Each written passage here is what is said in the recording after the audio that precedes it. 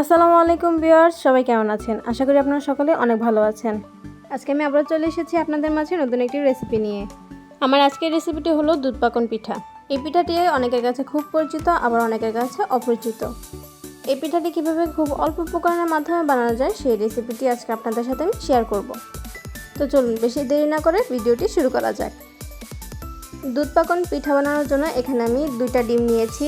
এই ডিমটাকে ভালোভাবে ফেটে নিতে হবে।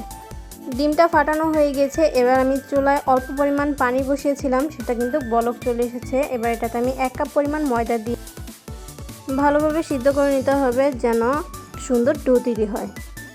কাইটা সিদ্ধ করা হয়ে গিয়েছে। এবার আমি হাতে অল্প পরিমাণ ঘি নিয়ে ভালোভাবে মথে নেব।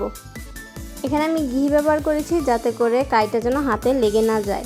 এবার অল্প অল্প করে ডিম দিয়ে ভালোভাবে মিশিয়ে নিতে হবে। ডিম দেওয়া হয়ে গেলে হাতের সাহায্যে ভালোভাবে একটা ডো তৈরি করে নিতে হবে, যেমনটা আপনারা ভিডিওতে দেখতে পাচ্ছেন। ঠিক এরকমভাবে মথে নিতে হবে। ডো তৈরি করা হয়ে গিয়েছে। এই দুধ পাকন পিঠাটি বানাতে গেলে আমাদের অবশ্যই একটি চিনি প্রয়োজন। এখানে আমি একটি নতুন চিনি নিয়ে নিয়েছি এবং সেটাতে অল্প পরিমাণ কাই নিয়ে নিয়েছি।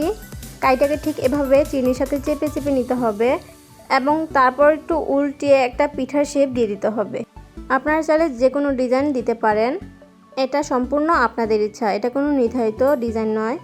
এখানে আমার এই ডিজাইনটা ভালো লেগেছে তাই আমি এটাই দিয়েছি। পিঠাগুলো বানানো হয়ে গিয়েছে। এবার এখানে আমি দুধ জাল দিয়ে নেব। এখানে আমি 1 চামচ পরিমাণ চিনি দিয়ে দিয়েছি। চিনি দিয়ে ভালোভাবে দুধটাকে জাল দিয়ে নিতে হবে। পিঠাগুলো ভাজার জন্য এখানে আমি ফ্রাই প্যানের তেল গরম হওয়ার জন্য দিয়েছিলাম। তেলটা গরম হয়ে গেছে। এবার আমি পিঠাগুলোকে দিয়ে দেব। পিঠাগুলোকে একটু লাল লাল করে ভেজে নিতে হবে, যেমনটা আপনারা ভিডিওতে দেখতে পাচ্ছেন। ঠিক এরকম একটা কালার চলে আসবে। যখন লাল লাল একটা কালার চলে আসবে তখন আমি এটাকে নামিয়ে নেব। ভাজা হয়ে গেল আমার দুধ পাকন পিঠা। এবার এই পিঠাগুলোকে আমি দুধের মধ্যে ভিজিয়ে নেব। দুধের মধ্যে পিঠাগুলোকে দিয়ে এবার এখানে আমি অল্প পরিমাণ নারকেল দিয়ে দেব। নারকেল দিলে খেতে ভালো লাগে এবং টেস্টও সুন্দর হয়। তৈরি হয়ে গেল আমার মজাদার স্বাদের দুধ পাকন পিঠা।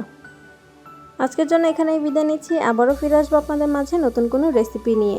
সে পর্যন্ত সবাই ভালো থাকবেন, সুস্থ থাকবেন। আল্লাহ হাফেজ।